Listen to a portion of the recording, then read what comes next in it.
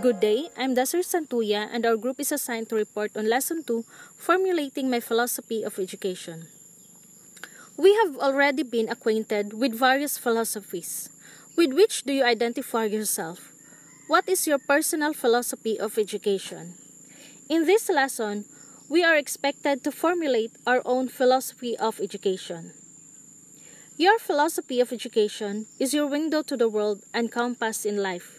It gives us a glimpse to the real world as well as direction on how to deal with our lives or even deal with other people, especially with our coming students. Hence, it may be good to put that philosophy of education in writing. You surely have one, just as everybody has, only that sometimes it is not well articulated. Our philosophy of education reflects in our dealings with students, colleagues, parents, and administrators. Our attitude towards problem and life as a whole has an underlying philosophy. In this lesson, we will articulate our thoughts on how to perceive the learner, on what are the right values, on what and on how we must therefore teach. If we articulate our philosophy of education, we will find ourselves more consistent in dealing with other people in our actions and decisions. As a teacher, we have a tremendous power. We can make a difference in the life of the young, especially in the life of our own students.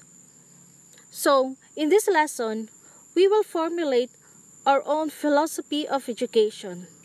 This should give us direction on what we must do in order to make a change, in order to attract our student to make a difference.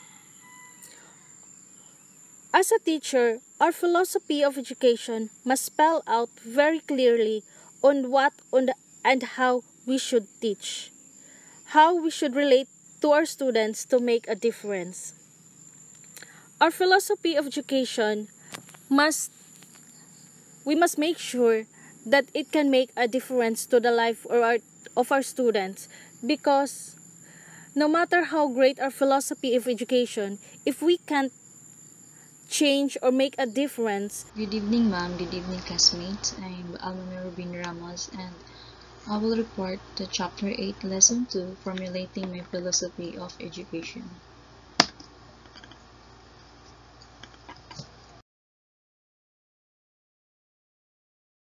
So here is a sample of a philosophy of education.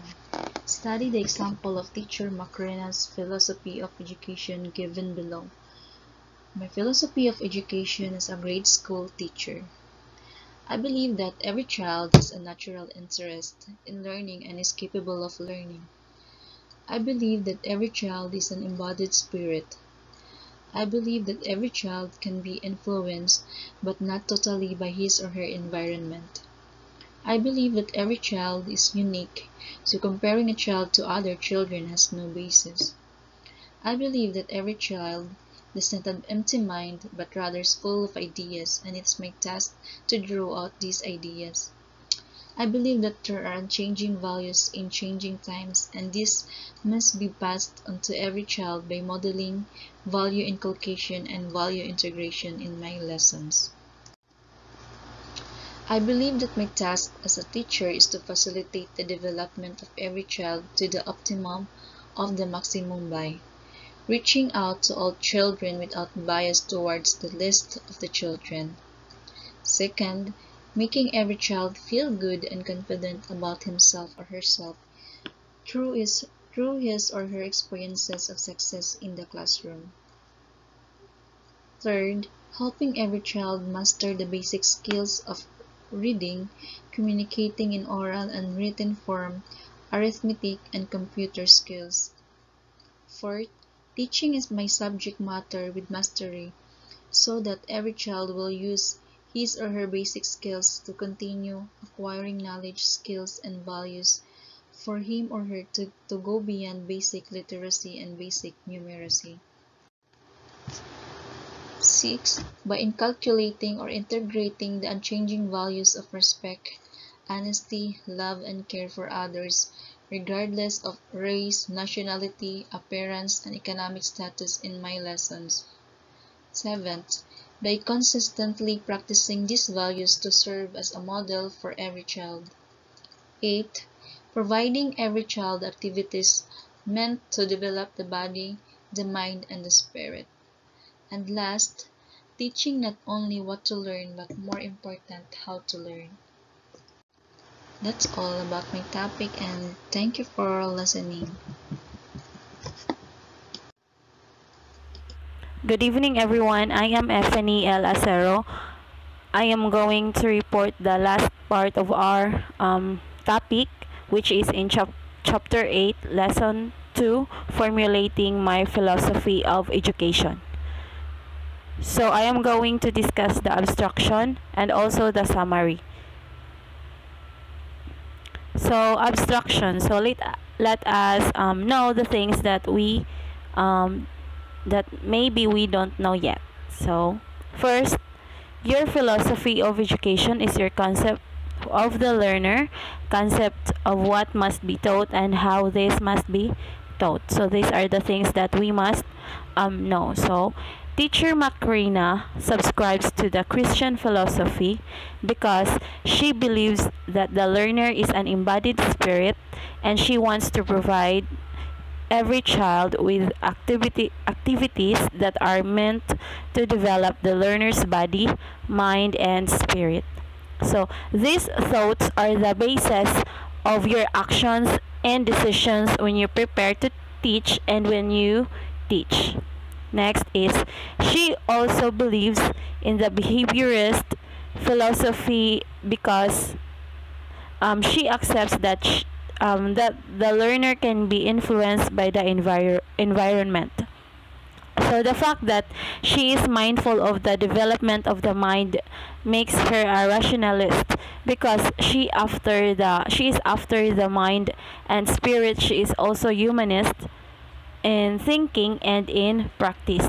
So when you say rationalist, so she is a person who bases their opinions and actions on reasons and knowledge rather than on religious belief or emotional response. And also she is also humanist because she relates to the or she relates or supporting the principles of humanisms which concern for human welfare, values, and dignity. Next is Teacher Macrina is also essentialist in orientation. So however, she does not totally adhere to the behaviorist philosophy because she does not agree that the learner can be totally influenced by his environment. Teacher Macrina is constructivist in philosophy because she does not agree that the learner has an empty mind. Rather, she believes that the child is full of ideas and it is her task to draw out these ideas. Next is Teacher Macrina is essentialist and perennialist in thinking.